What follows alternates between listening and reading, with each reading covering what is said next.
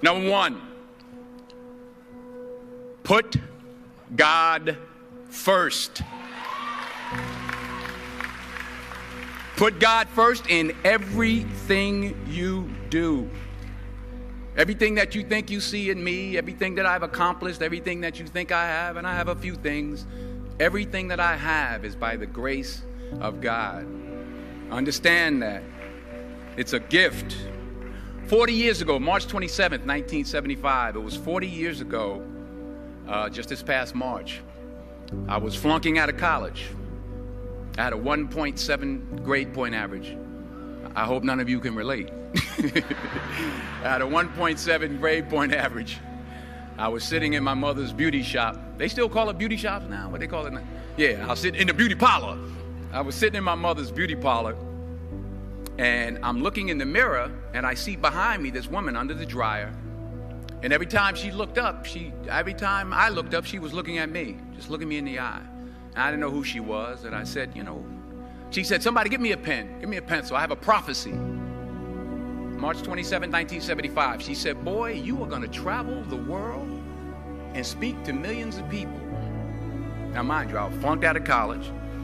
I'm thinking about joining the army. I didn't know what I was going to do, and she's telling me I'm going to travel the world and speak to millions of people. Well, I have traveled the world, and I have spoke to millions of people.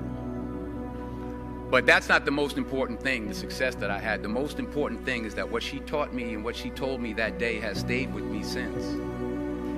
I've been protected. I've been directed. I've been corrected. I've kept God in my life, and it's kept me humble. I didn't always stick with him, but he always stuck with me.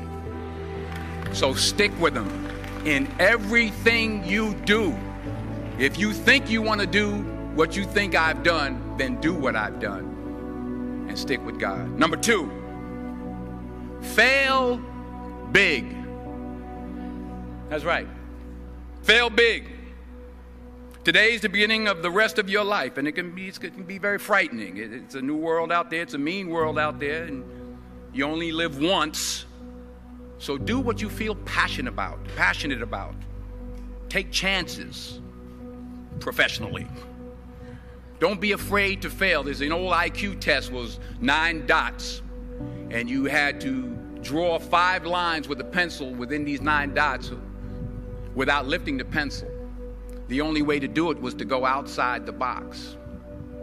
So don't be afraid to go outside the box.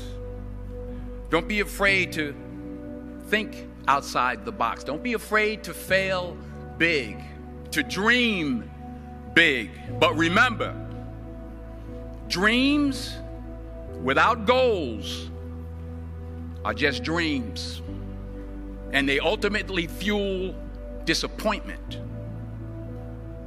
So have dreams, but have goals. Life goals, yearly goals, monthly goals, daily goals. I try to give myself a goal every day. Sometimes it's just to not curse somebody out.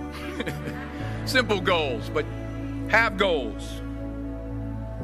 And understand that to achieve these goals, you must apply discipline and consistency. In order to achieve your goals, you must apply discipline, which you have already done, and consistency every day, not just on Tuesday and miss a few days. You have to work at it every day. You have to plan every day. You've heard the saying, we don't plan to fail, we fail to plan. Hard work works. Working really hard is what successful people do. And in this text, tweet, twerk world that you've grown up in, remember, just because you're doing a lot more doesn't mean you're getting a lot more done. Remember that. Just because you're doing a lot more doesn't mean you're getting a lot more done. Don't confuse movement with progress. My mother told me, she said, yeah, because you can run in place all the time and never get anywhere.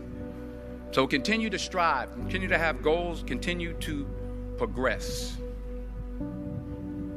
Number 3, you'll never see a U-Haul behind a hearse. I'll say it again. You'll never see a U-Haul behind a hearse. I don't care how much money you make, you can't take it with you.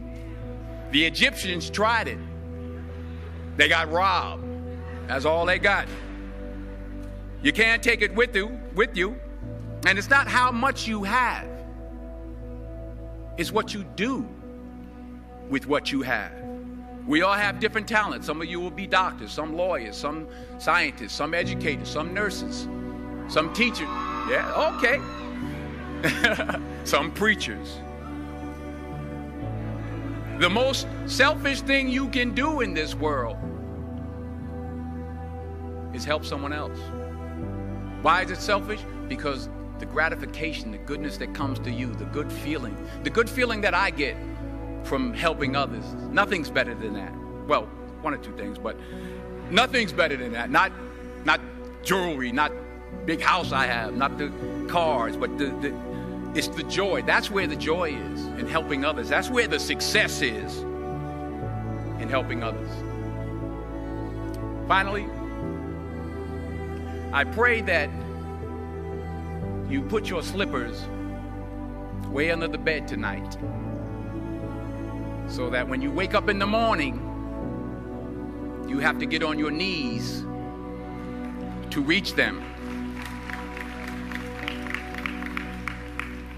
And while you're down there, say thank you for grace. Thank you for mercy. Thank you for understanding. Thank you for wisdom. Thank you for parents. Thank you for love. Thank you for kindness. Thank you for humility. Thank you for peace. Thank you for prosperity.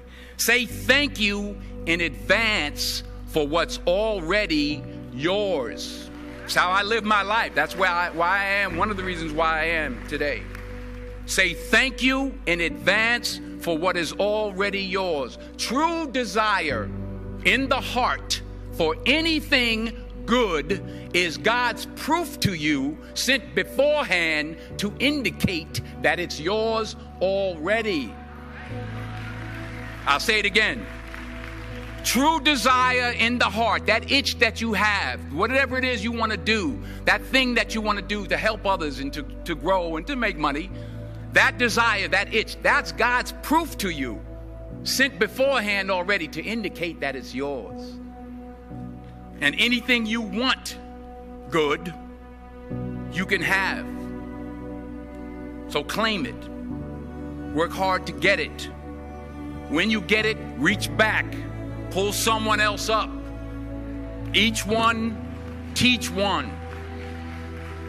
Don't just aspire to make a living. Aspire to make a difference.